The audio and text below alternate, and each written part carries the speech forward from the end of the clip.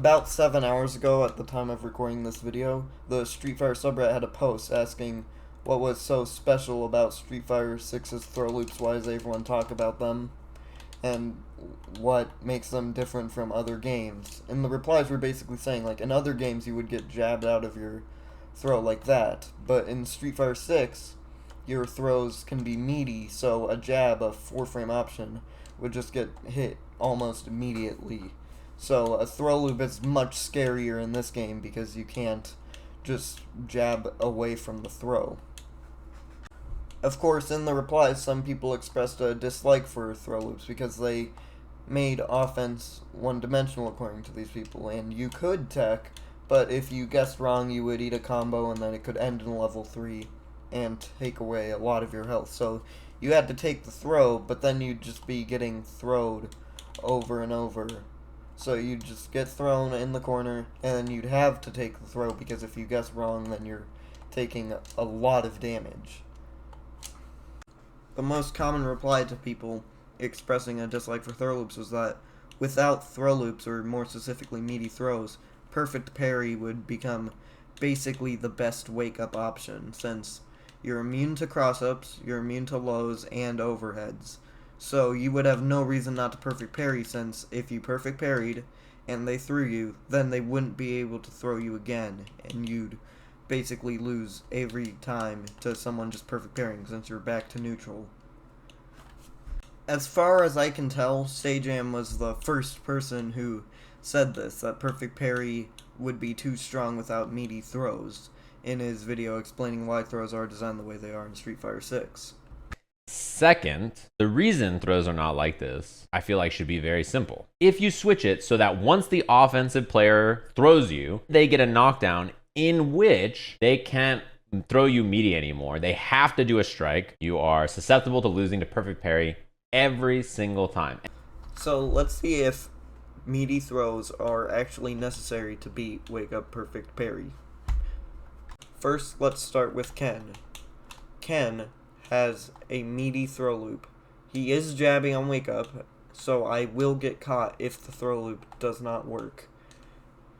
As you can see, he is still being thrown, even though he is jabbing on Wake Up. Next we have Guile, who cannot walk up a meaty throw like Ken does, as you can see here.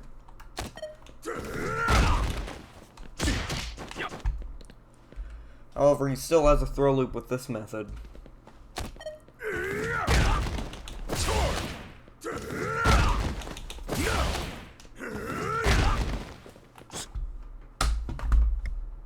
Finally, we have Chun-Li.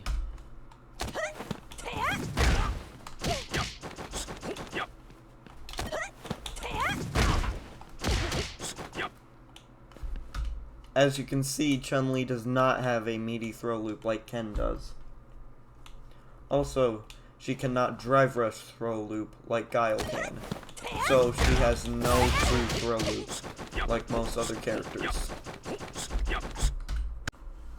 Now that we've seen a character with a throw loop that costs no drive gauge, a character with a throw loop that costs drive gauge, and a character with no throw loop altogether, let's see what happens when you take Wake Up Perfect Parry into account.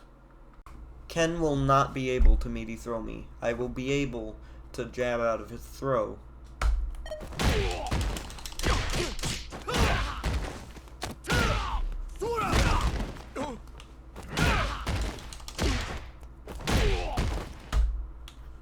Now, let's see what happens when I wake up with a perfect parry.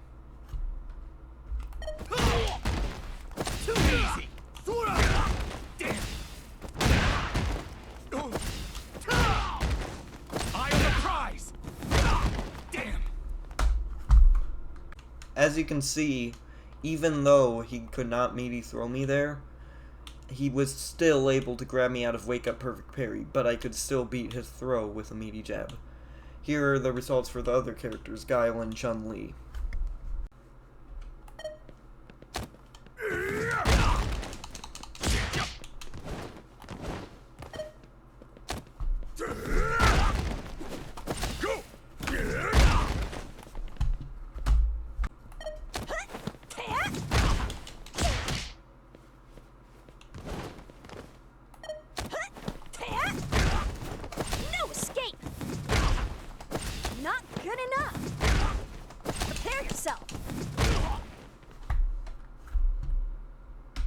So as you can see, meaty throws are not the only thing that can beat perfect parry. There's also throws that can happen when they perfect parry instead of jabbing your throw, as shown by Chun-Li, who does not have a throw loop and yet can still throw you after a perfect parry. There's still arguments to be made for and against throw loops, but they are not the only thing keeping wake up perfect parry in check, seeing as you can still throw wake up perfect parry without a meaty throw. This video is not meant to be a perfect argument to remove throw loops. Even though I personally think they should be removed, that's not what this video is for. This video simply exists to show that there are ways to counter wake up perfect parry even without throws that hit meaty. I don't have footage from Season 1 when the Sajam video was made, but as of the Season 2 patch, the perfect parry hurtbox is extended after the 3-frame perfect parry window, which means that you do not need a meaty throw to counter perfect parry, which was what people were saying in that Reddit thread that I mentioned at the start of the video. Thanks for watching.